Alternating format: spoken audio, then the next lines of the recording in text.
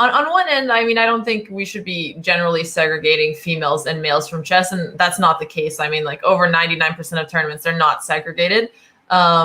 The way that female tournaments have been helpful in the chess world is because there's so many fewer female professionals, and often they have higher costs to compete. Because, for example, if you're a 12-year-old female player and you want to go to a tournament, often their parents don't feel comfortable letting them go with a male coach, and in an environment where their parents can't be there. So they have to pay up a little bit more for the parents to go to feel like they have the girls safe in the tournament environment. This doesn't happen if it's going to be somebody who's a male chess player, right? So there's a few more challenges they have to deal with. So what these female-only tournaments help do is basically help additional funding to help encourage the participation of females. This isn't to say that females can't compete against males. No, but maybe like 1 or 2 tournaments a year, they get this opportunity to get a little bit more funding. And then if they're training seriously, they'll just continue going for open tournaments as well. I think my best memory is actually when I was a young girl and my dad liked trolling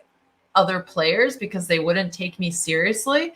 So I have a couple in that realm. But I remember he would like to take me to the park where they'd play chess, and he would go, "Hey, can my young daughter also play? I'm trying to get her in the game." And then I'd sit down and he'd be like, "Sweetie, don't forget the horse, he moves in the L shape.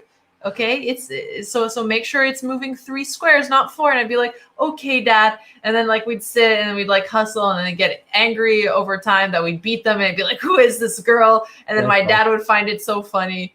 That's amazing. That's like the Uncle Drew. You ever see those commercials with Kyrie Irving? Like he dresses up as the old man. He goes to the park and he starts like slam dunking on people. Oh, that's hilarious.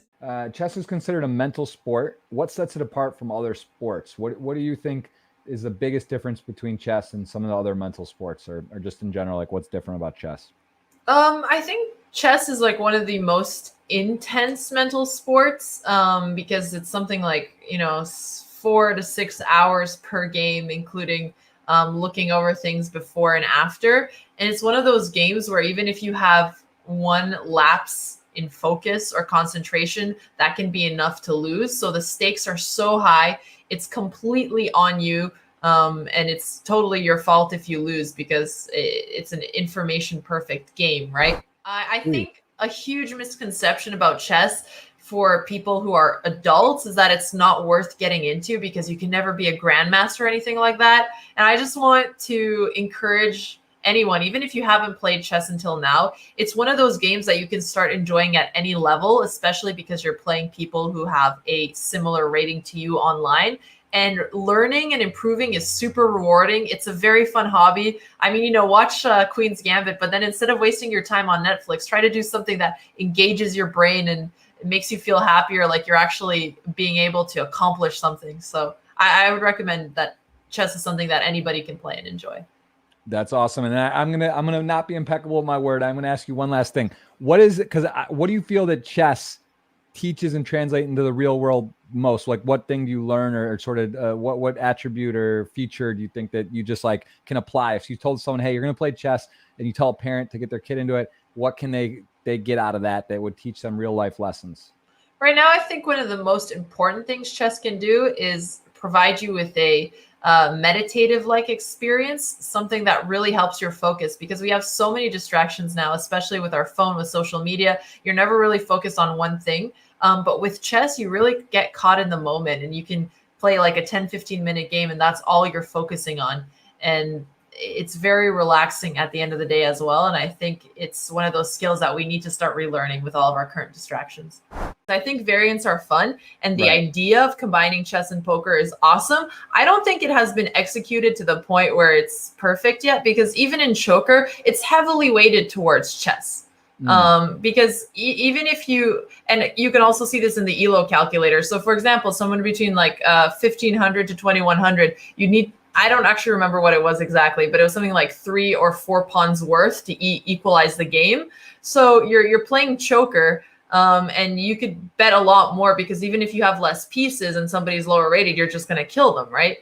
Yeah. So I just don't think it's been weighted fairly yet. If it was somehow where I think chess skill would need to be flipped, actually. So right now it's heavily weighted towards chess, maybe something like, I don't know, 65-35. If it was more like 35 chess, 65 poker, then that seems a little bit more fair, just because chess is so skill based. You really have to even it out. Some attributes that you need to have that are, obviously like memory. You can visualize moves ahead. You have a photographic memory, these type of things. Like what's sort of like the list when you look at a chess player? You say, okay, here's what they possess. Here's what they're lacking.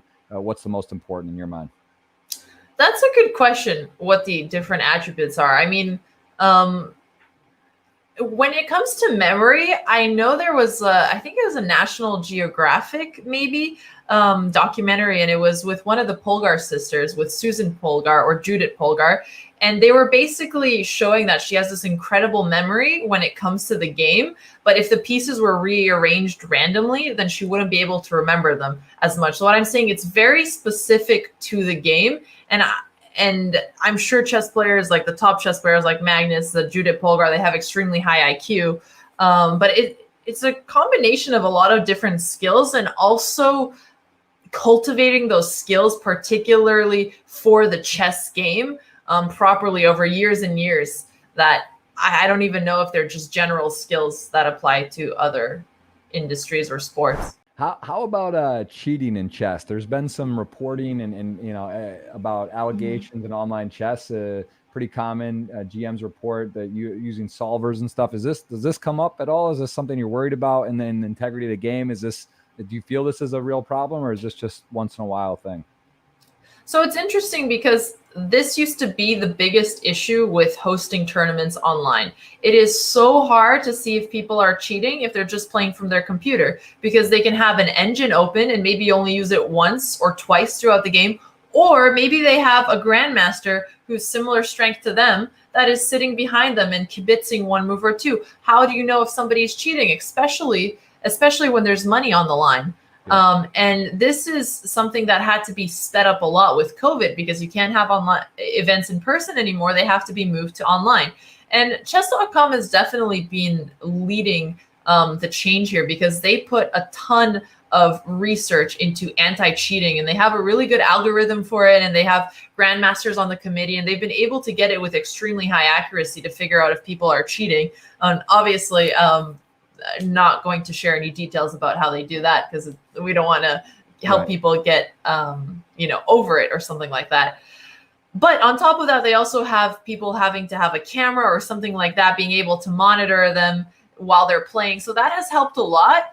But when you're just playing somebody randomly online, yeah, they could cheat against you, and then you report them. Maybe you get your points back. It's frustrating, but you just kind of do it by an honor system. And if it's for fun, you hope your opponent's not cheating. Doing this type of stuff, business-wise, entrepreneurship, is that very interesting to you? Like, is that something you want to pursue? And are you doing investments? Are you actively looking at stuff like that? Or are you more just focused on Twitch content, building your brand at the moment? Well, I'm not doing any angel investing. I think to be an angel investor, like the rule of thumb is you only invest the amount of money you would spend traveling to a vacation. And I'm just not rich enough to be an angel investor, nowhere close. But I'm always thinking in terms of like a business mind frame. We did a lot of accelerators as well. So we did Y Combinator before. We did one at Stanford called StartX. We did a show, Planet of the Apps. So we did a ton of these. And then we worked with a lot of really good investors. And I think whatever I do next, I'm more interested in bootstrapping a company, so not raising investment capital right away. Because when you do take any kind of VC money, they're giving you VC money with the hope that you have a chance to be $1 billion company. And even if it's like a 10% chance they have 10 portfolio companies, they'd rather push you towards doing something that's huge, even if it's most likely to fail, rather than something that you have a higher chance of success, but they don't want you to return 100 million. That's not going to help them get their fund in for the next company. So I'd rather have control and make sure that I'm creating a product of value and not just thinking about scale over taking money and then have it influence my decisions to always feel the pressure to make something bigger, unless I've worked on something, I put my own money in for like 2-3 years, it's doing well. What is the amount of women that you would say play at one of the highest levels? So I guess it depends what you'd say the highest level, because I think if you look in the top 100, we maybe have one woman right now, Hoi Fan. We've had Judith Polgar, who was in the top 10. She was the best woman ever in chess so far in terms of her ranking. I think she was something like number 7. So I guess it really depends how you measure it. But regardless, if you look at places like the U.S. Chess Federation and players who actually end up registering, the amount of female participation is really increasing. It's something from like 5 to 15% over the last couple of years. And now I think it's getting even closer to 20, 25%.